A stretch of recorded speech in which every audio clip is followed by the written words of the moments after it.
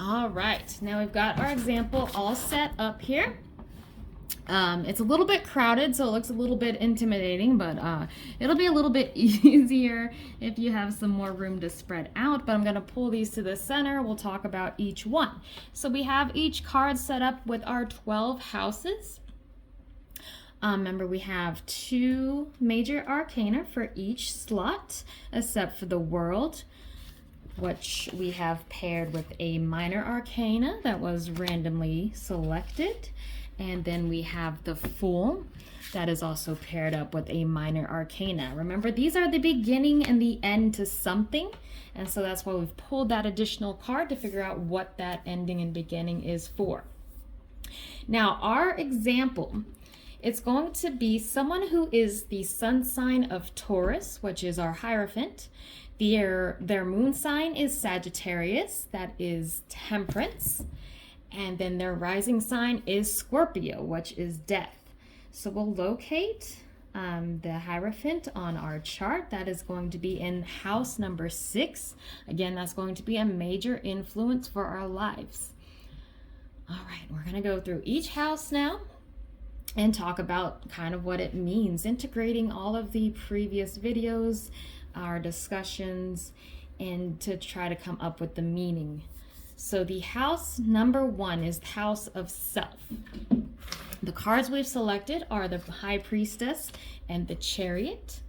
This will be someone who is introverted. This is someone who is very self-aware. They take effort not to be noticed. They may be a little bit closed off. So they don't feel super expressive in who they are as their self. They try to keep that part of themselves hidden. Again, these meanings are based on our previous videos. You can choose to use your own meanings for these interpretations. House number 2 is the house of resources. We've pulled the Tower and the Magician. This is someone who quickly learned how they influence the world around them. They may get upset or impatient if they're not able to be in control of a situation. They're also very curious about the world, and they want to be very hands-on. House number 3 is the house of communication. We have the Hanged Man and Judgment. This is someone who is very self-reliant. They want to learn in their own way and not just be told how to do things. They need to understand the task at hand. This may cause them to be quiet, focusing on their work, and not willing to ask for outside help.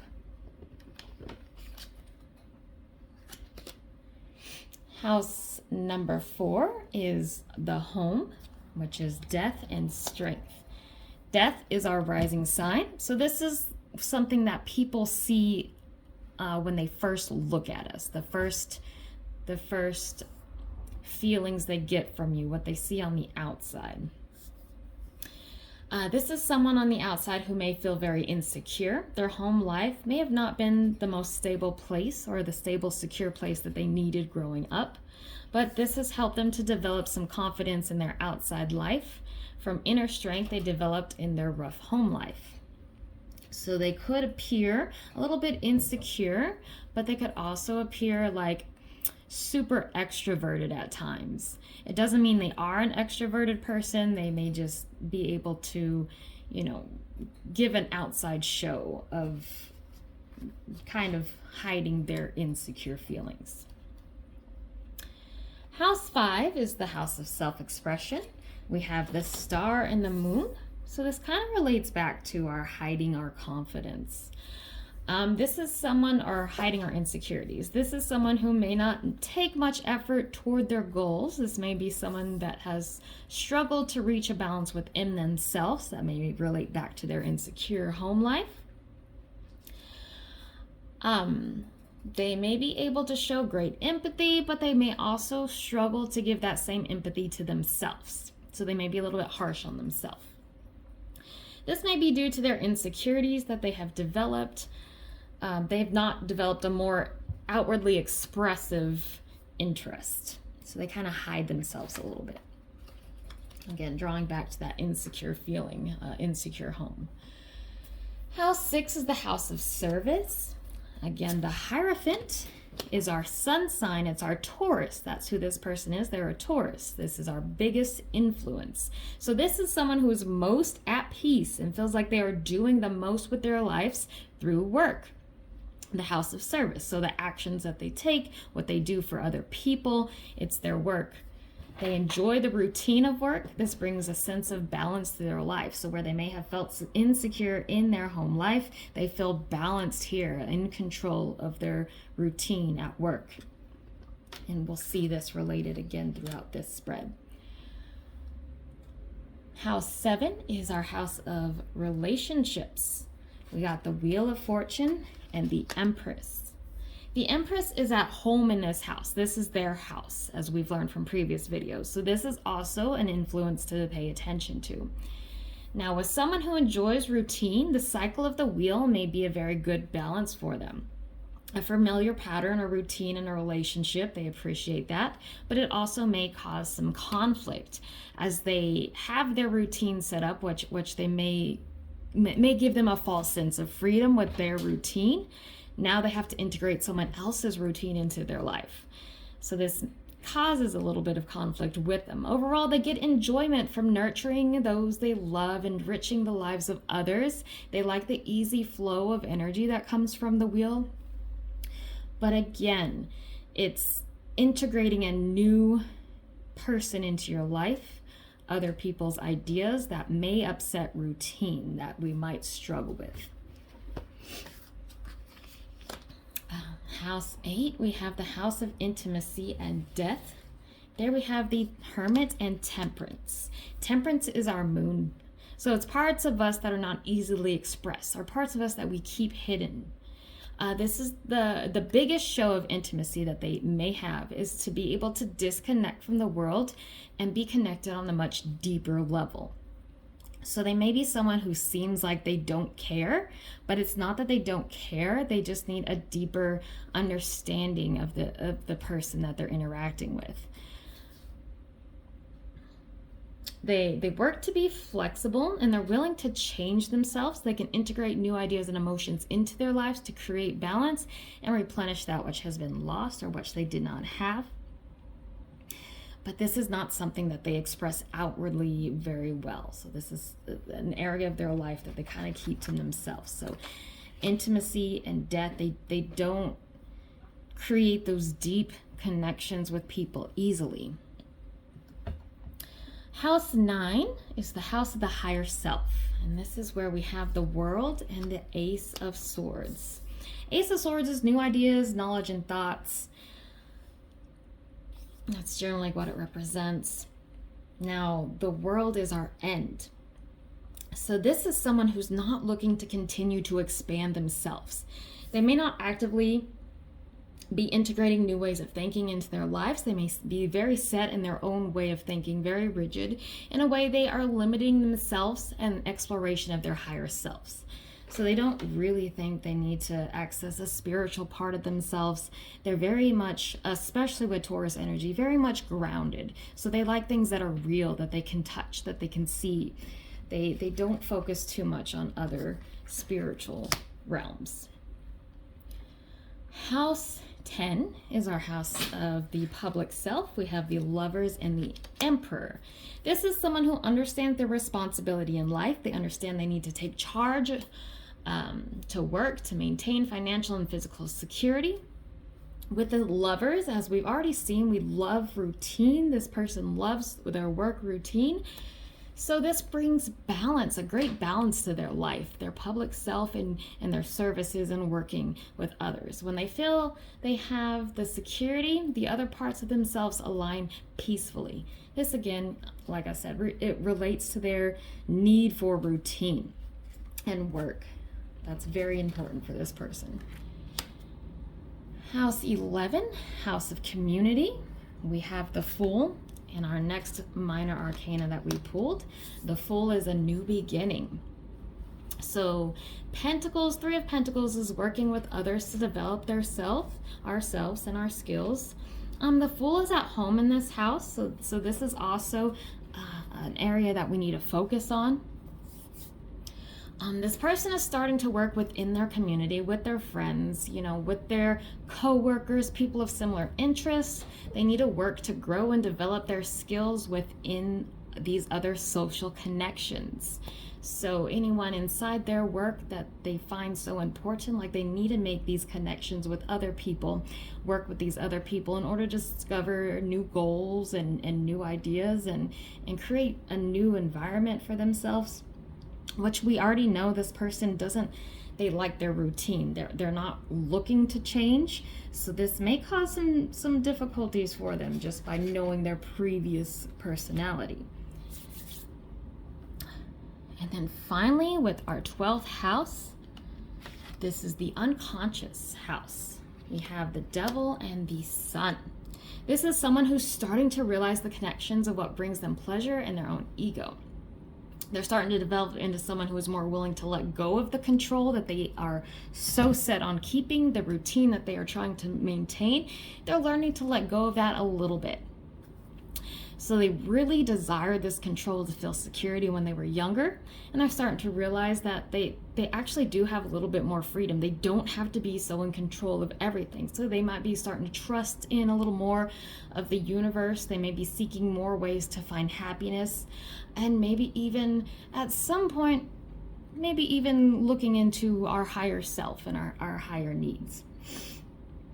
But again, this person is not someone who really looks to change, to reach out. So this may also, as we may see later on, cause some conflict. So that is our 12 houses. We've gone over each one. So now we're going to see how to do the aspects. We'll start with the first 7 and then move to the 3 extra minor arcana that we pulled. 0 degrees, we start with our sun sign, which for them was the Taurus, right? So we have the Hierophant at 0 degrees, and the Justice is the card that they're paired with. So we're not focusing on the sign, we're focusing on the card that they're paired with. So 0 degrees, Justice, this aspect we are in great harmony with. So Justice, it is important for bringing balance and harmony to this person's life. This is an easy influence and again shows the importance of routine and work for this person. 180 degrees from our sun sign, we have the Devil and the Sun. And I'm going to move these aside so we can make some more room and look more linear at this. So 0 degrees, 180 degrees, the Sun and the Devil. This is an area of great opposition, showing that their own ego may cause disharmony in their lives. They don't want to let go of that control, remember. So they conflict with this energy. If they're able to integrate this aspect into their life, it's actually going to bring them a lot better of a balance, being able to balance this work routine with letting go of the control. So right now we're in conflict with this energy. So then at 90 degrees, and again at the start of our line, Justice is going to be our 0, so it's going to be on the left side. Our 180 is going to be on our right side. At 90 degrees, we have the World and the Ace of Swords. This is an area of great tension, but one that also pushes this person to reach their full potential. Remember, we don't like to explore our higher self. That's not something that makes this person feel comfortable and secure. They're a little less confident about their higher self. So this is great tension, but it pushes the person to reach their potential. Well, they're not looking to expand upon themselves and may not necessarily believe in a higher self. If they learn to acknowledge this part of them, it may work to bring more balance into their life. So that's our 90 degrees.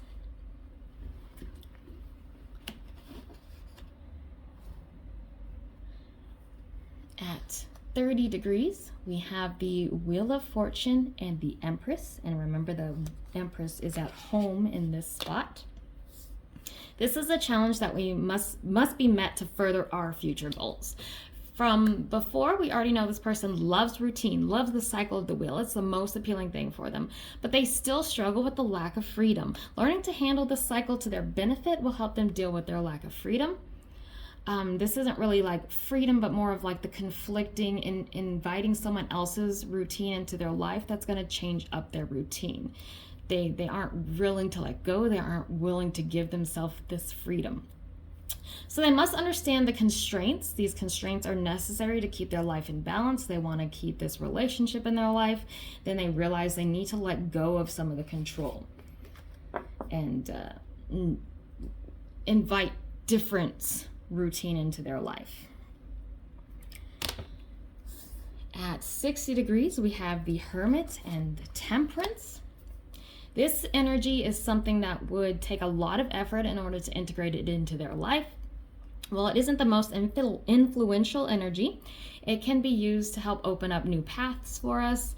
Where a person tends to focus inward, maybe tends to be a lot more introverted, if they take the time to connect on a deeper level with people in their lives and show more outward attention to those people, this will help them grow. Instead of focusing on the close relationships, they can learn a lot by inviting more people in, trying to connect with other people. We don't want to focus too much on the Hermit energy, but we do want to deeply connect, allow people more than just that external connection.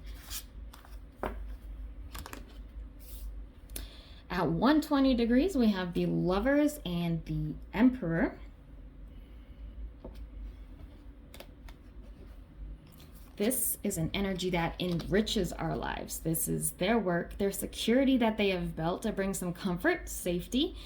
When they have this foundation in their lives, they feel like everything is in alignment, and this allows them to develop in healthy ways. We know this person loves work routine. At 150 degrees, we have the Fool and the Three of Pentacles. This energy is something that they are aware of, but like I said, not able to easily integrate this into their lives. So this person is set in their routine. They don't want to invite new things into their life. This is kind of scary, this upset of routine, new things. But this person may still want to grow and develop outside of their strict little structure. They may struggle making connections and finding community in which to grow in, so they may make very little effort to actually do so. So this is something that they're aware of, but they are struggling to integrate this part of themselves into their life. So they're really not sure how to do this. So that's something we may just set aside for now as we develop, and maybe things will change. Now, that is our 7 main aspects. There's 3 more that we're going to include. And you don't have to, again, you don't have to do any of these aspects. It just kind of helps you interpret these things, maybe relate to them on a little deeper of a level. This is all about introspection and thinking about yourself. At 45 degrees, we've got the Three of Swords. This is a block or an inflexibility. This is a card of self-discovery, finding out who we are outside of our relationships. This person may struggle with inward focus or may be hesitant to dig down deep to learn about themselves. So outward relationships is kind of like how they see who they are. They don't want to relate to themselves more on a deeper level. This causes upset within them. So being inflexible in this self-discovery, this has to do again with the higher self. Not being able to look into that is actually causing a lot of disharmony. At 72 degrees, we have the Seven of Pentacles. This is patterns of behavior we recognize to help expand ourselves. So this relates back to the person's comfort in routine and work. They like to focus on building their wealth, spend less time indulging in pleasures. They can use this focus to build strong foundation for themselves, but they also must realize that this cannot be their only focus. They need to learn also how to break away from this routine in order to continue growing. But this person is hesitant to grow beyond themselves, as we have seen. They want to stick to their routine. So maybe when they recognize these patterns, they can start to look outward a little better. And then finally, we have at 135 degrees, the Queen of Pentacles. Now, again, in our court cards, in our spread, court cards relate to a person or a significant influence in their life. This is a minor challenge in this 135 degree spot. It's a minor challenge they must learn to control. So again, the relationships, they're causing a little bit of upset if we remember the house. They have to integrate this new person's routine, and they don't want to give up on their current routine. So this is someone, and again, we're looking at the 7th house because this is a significant relationship for them, a significant person in their life. And that's where we saw a significant person being integrated into their life. So this is someone who may interfere, like I said, with their routine, the freedom that they think they have, which is all set up in their routine. We realize with the wheel of cycle, it's just a wheel of fortune. It's just a cycle. Their routine is a false sense of freedom. They have expectations that do not meet the same goals as this other person. This card is someone who's working on nurturing and growing wealth, nurturing and growing themselves. So there they may connect, but this person also wants to integrate more of a higher learning into their routine. So there's someone who may look outside of just our physical wealth to try to balance their life. And this is a new concept for our person in this spread. They don't understand how to do that. So again, this may come back to money. This is the querent may enjoy using their money freely. They may have expectations put upon them by this queen. They may force them to save money and be more practical. So that's a different way to look at that. So now we have this person who works. The querent, they work, they build their wealth, they use their wealth how they want to use it. Now the Queen of Pentacles is like, we need to hold on, maybe we need to save, maybe we need to grow, maybe you need to not spend your money. So that's another way to look at that. They are giving up this freedom. And that concludes our example read of our Taurus Sun, our Sagittarius Moon, and our Scorpio Rising.